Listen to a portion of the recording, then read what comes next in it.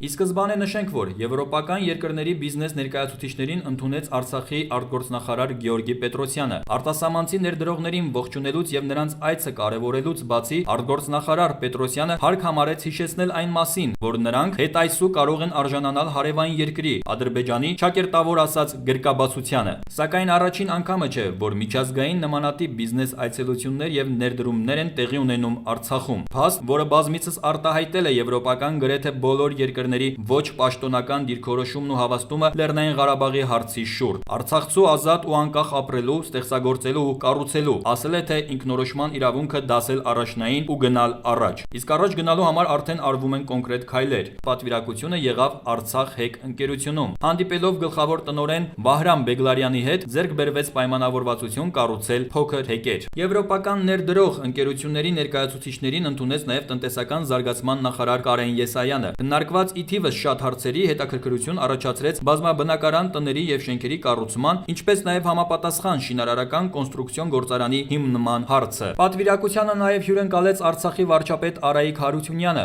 Ողջույնի ուղղված խոսքում վարչապետն անդրադարձավ արդեն իսկ ձեռք բերված պայմանավորվածությունների իրականացման խնդիրներին, առաջարկություններին, դրանց ժամկետներին։ Խորհրդակցություն տեղի ունեցավ Լեռնային Ղարաբաղի Հանրապետության վարչապետի մոտ 3 եվրոպական երկրներից՝ Ավստրիայից, Չեխիայից եւ Սլովակիայից գործարարների խոշոր ձեռնարկատերերի մասնակցությամբ հիմնական քննարկվելիք հարցը դա գործնական մթնոլորտում աշխատանքների իրականացումն է եւ հեռանկարները։ Ուրեմն հիմնական առաջարկները եղան էներգետիկայի բնագավառում, շինարարության բնագավառում, նոր կոնստրուկցիաներով շենքերի, շինությունների կառուցման հետ կապված,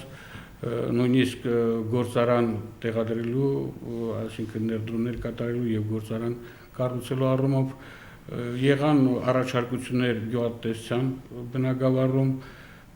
եւ այլ բնագավառներում։ Ինչու՞ չէ նաեւ մեր երիտասարդների ուսման բնագավառում։ Եթե նմանատիպ խոշոր ձեռնարկատերեր կամ հիմնադիրներ ցանկություն են հայտնում աշխատելու եւ ներդրումներ ինվեստիցիա իրականացնելու Լեռնային Ղարաբաղի Հանրապետությունում, դա գալիս է եւս մեկ անգամ հավաստելու այն փաստը, որ Լեռնային Ղարաբաղի Հանրապետությունը դե ֆակտո կայացած պետություն է, ժողովրդավարական ուղին բռնած եւ հաստատակամ այդ ժողովուրդը իր հողի վրա ինքնորոշված ազատ քայլելու իր իրավունքը օր-օրի կերտում է։ Հատկապես ուրախալի է, որ մայիսի 8-ին,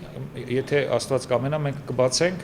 Հայաստանի եւ Ղարաբաղի լավագույն հիդրոկայանը, ժամանակակից ամենաբարձր մակարդակով պատրաստված, տրգի երկրորդը, որի վրա աշխատել են սլովակյան, չեխական ֆիրմաները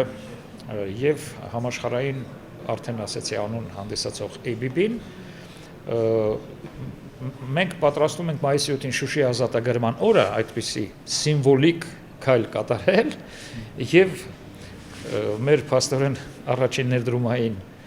աշխատանքները ներկայացնել համայն աշխարհին։ Ավստրիայից, Չեխիայից եւ Սլովակիայից ժամանած խոշոր ներդրող ընկերությունների այցը ամփոփվեց Արցախի նախագահի նստավայրում։ Կարևորելով արդեն իսկ ձեռք բերված եւ նախանշված աշխատանքային եւ համագործակցության ոլորտները, Բակո Սահակյանը առաջարկ արեց ել ավելի ընդլայնել ծավալները եւ պատրաստակամություն հայտնեց դրանց իրականացման հետեւողականությանը։ Կարևորելով Եվրոպայի հայկական միությունների ֆորումի նախագահ Աշոտ Գրիգորյանի եւ Պրահահայ գործարար Սենիկ Ջուլհակյանի գործունեությունը, նախագահ Սահակյանը եւս մեկ անգամ փաստեց նմանատիպ ծրագրերի առաքելության անհրաժեշտությունը։ Էմին Թորոսյան, Հովիկ Գրիգորյան, Arnews, Արցախ։